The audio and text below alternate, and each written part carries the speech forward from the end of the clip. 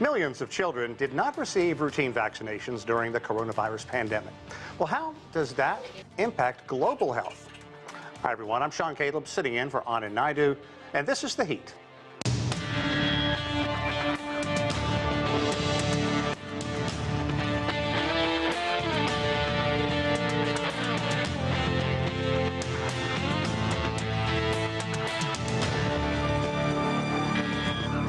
Welcome, everyone. This week marks World Immunization Week, which is celebrated during the last week of April. And this year's theme is called The Big Catch-Up. The name underscores the challenge. In the past 3 years, 67 million children missed out on one or more vaccinations due to the pandemic lockdown. That according to a UNICEF report. The World Health Organization is working to ensure more people are protected from preventable diseases. Now, to discuss what can be done, we are joined now by William Haseltine. He is the chair and CEO of Access Health International and author of the book Variants, the Shape-Shifting Challenge of COVID-19 Vaccine Evasion Reinfection. Thank you very much for joining us. I'm sure this is a topic very close to your heart. And just by reading of that, 67 million children, and the whole theme of this, very dramatic. Kind of walk us through really what happened, this confluence of trying to get children vaccinated at the same time dealing with a pandemic and shutdowns all over the world. Well, of course, what happened was that the shutdown made people stay home. And when they stayed home, they weren't going to get their children vaccinated. Also, a lot of vaccinations take place in schools, and many schools were shut down. So those are the two primary reasons. But there's another reason, which is perhaps more disturbing. And that is many parts of the world that developed a very strong anti-vax movement. There had been some anti-vax movements before that, but with the COVID pandemic, they became much stronger. And unfortunately, that tendency has continued. So some people who've been willing to have their children vaccinated are no longer willing to do so. Let's talk a bit more about this anti-vax discussion that has always been flowing around out there. Now, in populated areas where people have access to modern media, you can kind of hear these dissenting voices. But what about in more rural, impoverished areas? Because that's where a lot of children miss these vaccinations. Well, you know, information flows pretty well around the world, even to places that aren't so thoroughly connected. And there's skepticism, always been skepticism about vaccines in all communities, no matter where they are, no matter how isolated they are. For example, look at what's happening in Pakistan, for example, where the attempts to rid the nation of polio are met with very, very strong objections and murder of some of the people who are doing the vaccination. So that there's always been a undertow of anti-vax. They've been given more credibility, unfortunately, with the controversies over the vaccines for COVID. So it's compounded a problem. First, there's just been simple, it's not been easy to find access for many of these vaccines. And now there's anti-vax movements that have gained strength. And unfortunately, some forms of credibility. Let's talk about what some of the Let's talk about what some of the organizations fighting this battle are saying. The WHO describing it as the largest sustained decline in childhood vaccinations in 30 years. That's very significant. And we're talking about immunization against diseases such as measles, polio, diphtheria, the thing we did have the upper hand on. What is the concern moving forward as you see it? Well, it's a very serious concern because the health of our children is, of course, the health of a nation. And if you don't have a fair portion, almost all the people vaccinated for these childhood diseases and diseases of adult, like tetanus, diphtheria, typhus, you'll have these diseases come back. The diseases aren't gone. They'll come back, and they do come back. And we've seen in a number of places in the US, for example, where there's resistance to vaccines, that measles will become spread in those communities and then spread to other communities as well. So it's a serious problem, very serious problem. And let's talk about where the areas suffered the greatest. In many far-off areas within Asia, many impoverished nations in the African continent. Some of those you can see obvious reasons why, but walk us through these areas that, I mean, they could be dealing with costly health problems for generations to come because of the past 3 years. That's true. Fortunately, we can hope to catch up. That's why they call it catch up. This particular week, it's a vaccine catch up. Let's hope that catches on, because it's really critical. One thing that's impressed me as I've traveled around the world, in very remote places. Sometimes it's taken me hours by car, and even an hour after that by motorcycle to get to these areas. There's usually vaccines available. Childhood vaccination, the world infrastructure for that, is very well developed. However, the vaccines can be there, but people have to want to take them. And I think that's been the problem. We do have the capacity globally.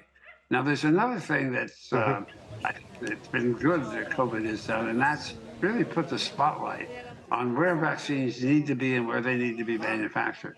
And there's now a big movement to make sure every region of the world, no matter what their economic status, has the ability to at least fill, finish, and package vaccines for their community. They may be manufactured at places like India, the United States, other places, Europe, but the fill finish could be done in the region. And I think that's a very exciting development that is being driven, in fact, by some of the shortfalls in vaccines that we experienced during COVID. Well, let's talk more about COVID, because there's yet another variant out there right now that the World Health Organization calls a variant of interest. That's a very kind way of saying, uh-oh, this is coming down the pike. What do we know about this new variant? Well, it's got various names. The common name is called Arcturus, but there's a couple of variants. We know, for example, in India, they're experiencing another wave. How big that wave will become, we don't know. We also know that the current earlier generations of vaccines are basically helpless, especially the early vaccine is helpless against this. It's an Omicron variant, so the new Omicron boosters, either used singly or in combination with the older vaccines, may be helpful. That's somewhat hopeful, but I think we're going to be faced with COVID, recurring COVID epidemics, pandemics for the next 10, 20 years. So you've got to be prepared, just like you are with flu, keep very close track of them and adjust our vaccines accordingly. And that means vaccines not just for the wealthy countries, that means vaccines for everybody. It means upping our game and make sure everybody in the world has access to high quality vaccines against the current strains. Dr. Haseltine, I was reading a Forbes report. I was reading a Forbes report on the way out here that said 2/3 of the world has been vaccinated against COVID, and they say that these vaccinations saved an estimated 20 million lives around the world. So let's talk about the topic of vaccination and COVID and your expectation for the future.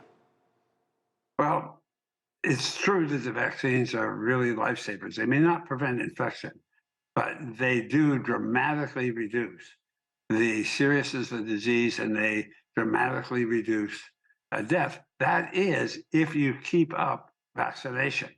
We are now seeing that some of that protection against serious disease and death is waning over time.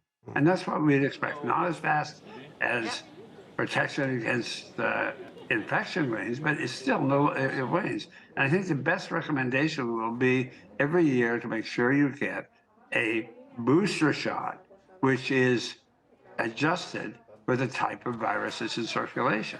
We do that for the flu. We should begin to do that now for COVID, to make sure we provide that protection for serious illness and death.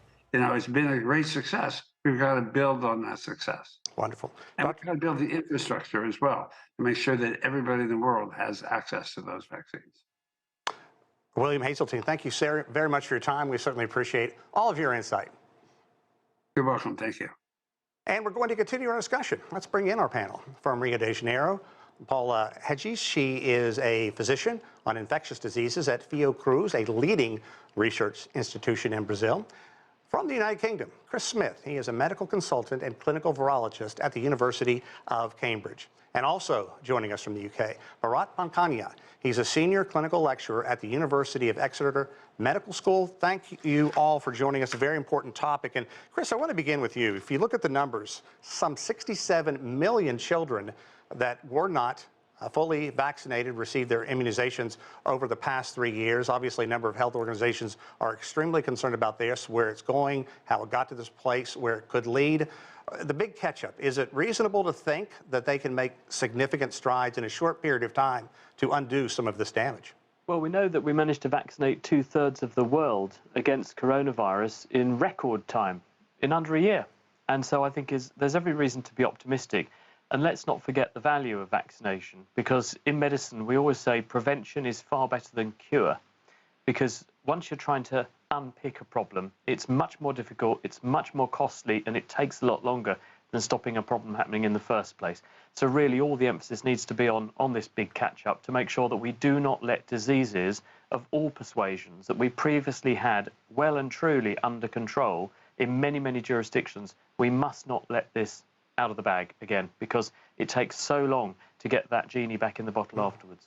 That's a very good point. And Paula, I'd like to bring you in because really all corners of the world are threatened by the lack of immunizations over the past few years. But I was kind of surprised to see Brazil on that list, because this has always been a country that has been pushing hard for vaccinations, immunizations. How did it get to that point? And your organization has been leading the forefront in trying to get people vaccinated.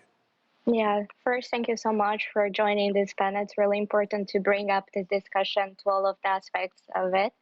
As you said, Brazil has a category of many years of being involved with diplomatic aspects, and we use it to call like vaccines as a diplomatic mean. But what we've seen through the years, as what has happened in many other countries, we have seen how it has enhanced the challenges that we have for making and convincing people to get vaccinated. So in the past years, we use it to have 95% of coverage in relation to polio vaccines to children, and we had seen this data drop it to above 60%. So of course, it's a challenge that requires from all of us as institutions, as health professionals, and especially increasing the quality of primary health care where vaccines are applied and build again trust about vaccines. Bharat, I've been watching you in my monitor here, and I saw you shaking your head on both the answers from our first two guests. That's great news coming out.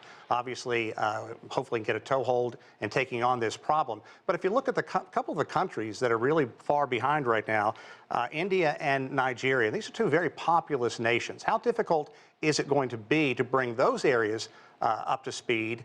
And secondly, what are the concerns? These are, as we heard, many illnesses, ailments that we did have a very good handle on, but that could be slipping. So the primary premise, as my colleague, my consultant colleague said, prevention is infinitely better than acting afterwards, after the genie has got out of the bottle.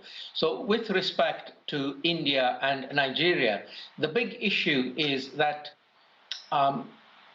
that relaxed attitude of, oh, all is well. Remember one thing about India, they were boasting that we have supercharged immune system and therefore we don't need to rely on vaccines. And then bang, the virus started to circulate and hundreds and thousands of people got infected and died. So we have this problem of getting the message over, getting that clear, succinct message. The vaccine will prevent and protect you, and you should get that vaccine and get it done as soon as possible. Now that is upon the governments of both Nigeria, highly populous African country, and of course now most probably the most populous country in the world, India, to do the same, which is you're not out of the woods until you are properly immunized with good performing vaccines. Paula, like the United States, Brazil also had a leader for the past 4 years who was a denier of many sciences. Yeah. And it is a tough fight. How can you move forward now and try to convince these people after hearing for 4 years, a lot of this is not necessary, you don't need it, it's no worse than having a severe cold? That's tough information to fight. Thank you. I think that especially when we talk about political determinants of health, vaccines do have a role in this position that's really important. We've seen here in Brazil in the past 4 years, what has happened is a criminal act. It's criminal to say all the bad and mystification and fake news that were around vaccines. And we know that children do not simply choose not to be vaccinated. So that's why it's so important to bring on discussions, professors, parents, and all the communities to enhance again the confidence that we have for vaccinations. Bharat, let me have you pick up on that as well, because I remember being in grade school and all my classmates and I lining up to get the vaccinations. Because of COVID, schools closed, a lot of people missed that opportunity, but worse, the people who said you don't need these vaccines. So on that subject of social media, television, radio stations, and indeed politicians from both the United States and Brazil, both ex-politicians, leaders of the country, they were responsible for a lot of their own population getting COVID, and many of them died. Now, this leads me to ask a supplementary question, which I have now started to ask, which is, are there other forces at play which wish to deliberately destabilize a country by passing these fake news, fake interviews, interviews stilted towards vaccines are harmful? So I'm beginning to ask, maybe we should be asking these questions about, are there dark forces at play with respect to destabilizing a population, creating a divide of the vaccinated against the unvaccinated? Because the amount of anti-vaccine stuff I see in the United Kingdom is unbelievable for a well-educated, well-learned population. We are almost half and half with pro-vaccines and anti-vaccines. It really is staggering. Chris, I'd like you to pick up on that. Do you think that perhaps the media is also giving these people too much attention for these sort of lone wolf voices? But I also want to pick up on the age restriction for many vaccinations. They are being expanded. This is obviously going to be a good thing. But what kind of health concerns do you think these countries could run in down the road if they don't treat these diphtheria, tetanus, and other immunizations right now? Well, let's think first of all about this whole question of anti-vax and who does and doesn't want to have a vaccine. I don't think it's 50-50, because otherwise our vaccine uptake rate for COVID, which is the most recent thing we've done, wouldn't be quite as high as it has been. But certainly there is a very fierce undercurrent of people who are staunchly against mass vaccination and that kind of thing. And the problem is that whether or not they're right or wrong about one vaccine, it has the effect of spilling over and tarnishing the reputation of vaccinations in general. So even if you had the world's best vaccine against polio and someone came along and made negative sentiments on the internet about COVID vaccines, some people hear the word vaccine and they just apply those sorts of sentiments and concerns across the board, and it can lead to what we're dubbing vaccine hesitancy. The uptake rate does drop. And that's part and parcel of what we think is going on here. There's a long-term trend, a downtick in uptake of these sorts of vaccines in first world countries. And in recent years, the UK lost its measles elimination status, something we'd enjoyed for an extended period of time as a country where measles just doesn't circulate. And we had such low levels of vaccine uptake in vulnerable young individuals that we began to see big outbreaks. And we're seeing the same thing now with things like polio. In the last year, we've reported on there being detection of polio replicating virus. Now, not the actual virus itself, but its relative, which is used as a vaccine, in the water in London sewage works. That tells you that there must be sustained transmission of polio-like viruses in a population. And for that to be happening, those people can't be immune. If they were immune, it wouldn't be happening. They therefore can't have been vaccinated. So this is saying we are at quite high risk of outbreaks recurring. And this means we are effectively seeing a warning shot fired across our bows that we have to take notice. And as has just been pointed out, it is really quite surprising that in countries, even countries like the UK and the US, with highly educated individuals and populations, that we are seeing this sort of outcome. And really, we have our work cut out for us. We do have to do a lot of positive messaging. about both the dangers of vaccines, but also the fact that you're not doing this just for yourself, you're doing this for your population at large, and that's what really counts. That's some terrifying information. Paula, this may be an unfair question. If it is, we can kind of dance around a little bit. But also, I've heard about climate change being a big concern. More violent storms bringing in flooding that can bring in diseases such as cholera, more humidity hanging around in the air as well. And with climate change, you also run into what we've been discussing, these people who just say, who are denying the science in all of this. Living in Brazil, of course, in the heart of the world's lungs. Are you concerned about climate change having an effect on spreading diseases? Of course, I think it's really important for us to have an approach as One Health. So we understand that we are only part of this whole environment of diseases, of what sickness and other diseases that can affect us. So we do have climate change and impacts, and for example, in the dynamics of arbovirosis, during this last summer that we have here on the south, we have seen the increase of numbers of dengue, chikungunya, Zika, and other diseases. They are preventable with social public health measures, but we have seen like how these dynamics may affect us. So I have a professor that would always say that there is no burden when it comes to the matter of infectious diseases, and it's really true. That's why it's important to have such a whole of approach of it, society approach of the diseases. That's the only mean that we have to effectively act and have a rapid answers to all the emergencies that we still may face. And Bharat, the big catch-up, it's a great name, and certainly we all hope that it is successful and moves in that direction.